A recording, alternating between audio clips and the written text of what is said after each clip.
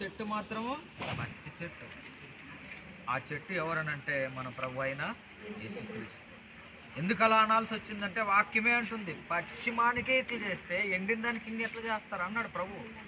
అంటే దీని అర్థం ఏంటనంటే ఏ పాపం కూడా ఎరగడు, ఏ పాపం కూడా చేయలేదు, ప్రజలందరికీ మేలు చేయాలని ఆయన ప్రతిదినం కూడా దేవాలయంలోకి వెళ్ళి సువార్త చెప్పినాడు. వారి గురించి ప్రార్థన చేసినాడు, వారికి స్వస్థతలు కలిగించినాడు, గుడ్డివారు కన్నులు తెరిచినాడు, కుంటి వాళ్ళకు కాళ్ళు ఇచ్చినాడు. ఇన్ని కార్యాలు చేస్తే కూడా శాస్త్రులు పరిశీలన వాళ్ళు ఆయన మీద పగబట్టినారు, ద్వేషం పెట్టుకున్నారు, ఆయన్ని ఎప్పుడు చంపాలని ఎదురు చూసినారు. పశ్చిమరాను ఏ పాపం ఆయనలో లేదు, ఏ పాపం వెతికి చూసినా లేదు. అందుకనే కోర్టులో ఆయన అరెస్ట్ చేసిన తర్వాత, గెస్తెమనే తోటలో నుండి అరెస్ట్ చేసిన తర్వాత, నేను మీ మధ్యనే ఉన్నాను, మీకు అనుదినం వాక్యం చెప్పాను, మీరు ఏ రోజు కూడా నా మీదకి వచ్చి అప్పుడు పట్టుకోవచ్చు కదా, ఇప్పుడెందుకు పట్టుకుంటున్నారు?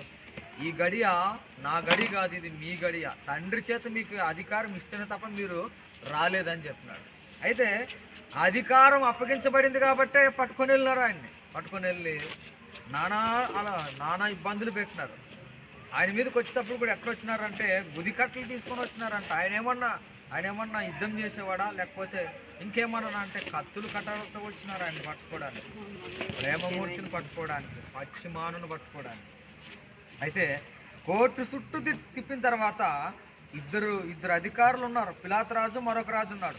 ఈ అధికారులు ఇద్దరికి పడదు, ఒకరంటే ఒకరికి పడదు. అయితే అలాంటి పక్షమున, అలాంటి టైంలో యేసు ప్రభును కోర్టులోకి వేసిన తర్వాత వారిద్దరు ఒకటైపోయి ఆ కేసు యేసు ప్రభు మీద ఆ కేసు నేరం మోపేటప్పుడు వాళ్ళిద్దరు ఒకటైపోయి ఆయన మీద ఏమని నేరాలు మోపుతుంటే వాళ్ళు ఏం చేసినారంటే తీర్పు ఇవ్వడానికి రెడీ ఉన్నారు. ఒకసారి చూడండి ఆ మాటల్ని. కోర్టులో నిలబెట్టి ప్రభుని అడిగారు. ప్రభు మీద నేరాలు మోపారు. ఏమేమి మోపినారంటే ఎన్నెన్నో మోపినారు. అవన్నీ ఏవి రుజువు పరచలేకపోతే ఒక్కటి మోపినారు. ఏం మోపినారంటే ఇంకొక మాట అన్నారు, కైసర్ రాజా, ఆయన పేరేం పిలాతు రాజా, ఈయన ఏం చేసినాడు తెలుసా? మా పెద్దలు, మా పూర్వీకులు సుమారుగా ఒక 50 సంవత్సరాల నుండి కట్టిన ఆ మందిరాన్ని గడిపి 3 రోజుల్లోనే కడతాడంట అని ఇట్లాంటి అబద్ధపు నింద వేసినారు ఆయన మీద. అది కూడా నేరం రుజువు కాల. దాన్ని ఆయన ఏం చెప్పినాడంటే తన దేహం గురించి చెప్పినాడు, చంపిన తర్వాత 3వ రోజున తిరిగి సజీవుడనే లేస్తానని ఆ మందిరం గురించి చెప్పినాడు. కానీ ఇశ్రాయేలు దేవాలయం గురించి అని చెప్పలేదు. వారు దాన్ని అపార్థం చేసుకున్నారు. అయితే అదొక నేరం, అది రుజువు పరచలేకపోయినారు. ఇంకోటి ఏం మోపినారంటే ఇతడే మా రాజు అని చెప్పుకుంటున్నాడు. మాకు అసలు రాజే లేడు, మాకు రాజు అంటే నువ్వు రాజు, పిలాతు రాజా, నువ్వు మాకు రాజు, కానీ ఇతను ఎట్లా మాకు రాజు అవుతాడని యేసు ప్రభు మీద నేరం మోపినారు. ఏమంటే ఇతడు మా రాజు అని చెప్పుకున్నాడు. అంటే రాజు దగ్గర కూడా నేరం మోపితే ఇట్లా చెప్తే ఇది తొందరగా పట్టుకుంటుందని చెప్పేసి అట్లా కూడా చేసినాడు.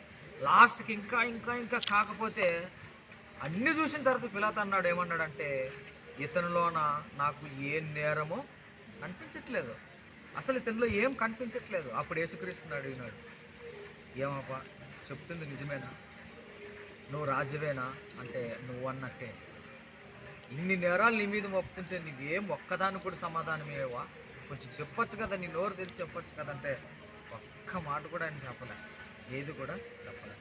చెప్పితే ఏమవుతుందంటే మనందరికి రక్షణ లేదు. అందుకని ఆయన ఏం చేసినాడంటే సైలెంట్ అయిపోయాడు. అయితే ఇవన్నీ కాదని చెప్పేసి ఒక్కడ అందులో ఉండి ఏం చేసినాడంటే 2 దొంగలు ఉన్నారు, బందిపోటు దొంగలు, 2 దొంగలు. ఈ ఇద్దరులోన యేసుప్రభు ఉన్నాడు, కలిపితే 3 అవుతారు. ఈ 3లో మీకు ఎవరిని విడుదల చేయాలా చెప్పండి, ఒకరిని విడుదల చేస్తాను. మరి యేసుప్రభునే విడుదల చేస్తున్నా అంటే వద్దు, మాకు ఎవరిని విడుదల చేయి, బందిపోటు దొంగను బరబ్బుని విడుదల చేయి, కానీ అసలు యేసుప్రభుని మాత్రం వదలద్దు, ఇతను శిక్ష వేయి అన్నాడు. ఒక్కడు లేచి ఏమన్నాడంటే ఈ వ్యక్తిని సిలువ వేయి అని గట్టిగా అరిచినాడు. అరవగానే పక్కన ఇంకొకరిని ఇట్లా గిచ్చినాడు, ఏమని నువ్వెవరా అని చెప్పినాడు. వాడు అవును సిలువే అన్నాడు. యూతుల వ్యక్తిని గిల్లినాడు, అవును సిలువే అన్నాడు. ఇట్లా వెనకొండే వాళ్ళు అందరూ కూడా ఏమన్నారంటే ఆయన సిలువే అన్నారు. అందుకని ఈ మాట రాయబడింది 23వ వచనంలో. అయితే వారొక పట్టుగా పెద్ద కేకలు వేసి వీనిని సిలువ వేయము